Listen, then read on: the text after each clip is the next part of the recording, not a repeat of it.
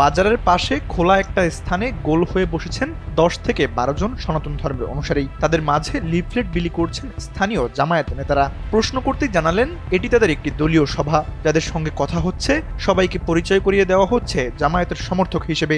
সম্প্রতি এমন একটি প্রতিবেদন প্রকাশ করেছে বিবিসি বাংলা। ঘটনাটি ঘটেছে ঝিনাইদহের শৈলকুপা উপজেলার উমেদপুর বাজারে।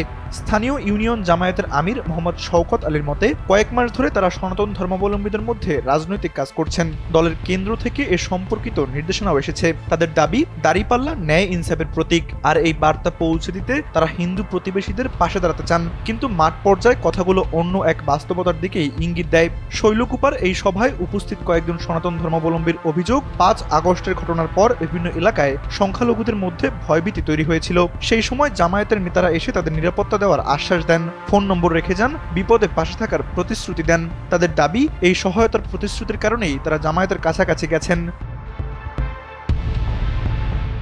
এর আগে খুলনার ডুমুরিয়ায় শুধুমাত্র সনাতন ধর্মাবলম্বীদের নিয়ে একটি হিন্দু সম্মেলনও করেছে জামায়াত। দেশের আরও কয়েকটি জেলায় সনাতনী কমিটি গঠনের খবর পাওয়া যাচ্ছে। ইসলামপন্থী রাজনৈতিক দল হিসেবে পরিচিত জামায়াতে ভিন্ন ধর্মের মানুষের উপস্থিতি অতীতে এমনভাবে দেখা যায়নি। ফলে প্রশ্ন উঠছে, জামায়াত কেন হঠাৎ সংখ্যালঘুদের দিকে দৃষ্টি দিচ্ছে?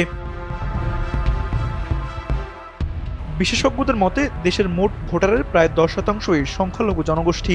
বহু আসনে ফল নির্ধারণে তাদের ভূমিকা অত্যন্ত গুরুত্বপূর্ণ। আওয়ামী লীগ নিষিদ্ধ হওয়ার পর এখন সবচেয়ে বড় প্রশ্ন, সংখ্যালঘুদের ভোট কোন দিকে যাবে? বিএনপির সঙ্গে তাদের ঐতিহাসিক সম্পর্ক থাকলেও জামায়াত ওই মহলে কখনোই বিশেষভাবে প্রভাব বিস্তার করতে পারেনি। এমন পরিস্থিতিতে সংখ্যালঘু ভোটকে কাছে টানা এখন দলগুলোর গুরুত্বপূর্ণ রাজনৈতিক কৌশলে পরিণত হয়েছে। জামায়াতের কেন্দ্রীয় সেক্রেটারি জেনারেল মিয়া গোলাম পরোয়ারের দাবি, তাদের গঠনতন্ত্র অনুযায়ী অমুসলিমদের সমর্থক সদস্য করার বিধান আছে, তবে নেতৃত্বের পর্যায়ে তাদের যাওয়ার সুযোগ নেই। তারা নিজেদের কমিউনিটিতে নেতৃত্ব দিতে পারবেন, কিন্তু মূল দলের নীতি নির্ধারণী জায়গাগুলোতে তাদের প্রবেশাধিকার নেই। এই অবস্থায় মূল বিতর্ক তৈরি করেছে, অর্থাৎ দলে অন্তর্ভুক্তি থাকলেও কার্যকর ভূমিকা নেই। সমালোচকদের মতে এটি মূলত একটি রাজনৈতিক কৌশল, নির্বাচনের সংখ্যায় বড় একটি ভোটার গোষ্ঠীকে কাছে টানার চেষ্টা। বাংলাদেশ হিন্দু, বৌদ্ধ, খ্রিস্টান ঐক্য পরিষদের নেতারাও বলেছেন, প্রকৃত অন্তর্ভুক্তিমূলক রাজনীতি বলতে যা বোঝায়, জামায়াতের এই প্রক্রিয়ায় তা নেই। নিরাপত্তাহীনতা, ভয়ভীতি, রাজনৈতিক অস্থিরতার সুযোগ নেওয়া হচ্ছে, কিন্তু সংখ্যালঘুদের অধিকার, মর্যাদা ও নিরাপত্তা নিশ্চিত করার উদ্যোগ চোখে পড়ছে না।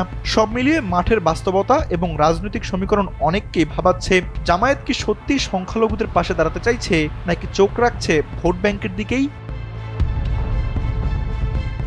তানভীর আহমেদ, এনপিবি।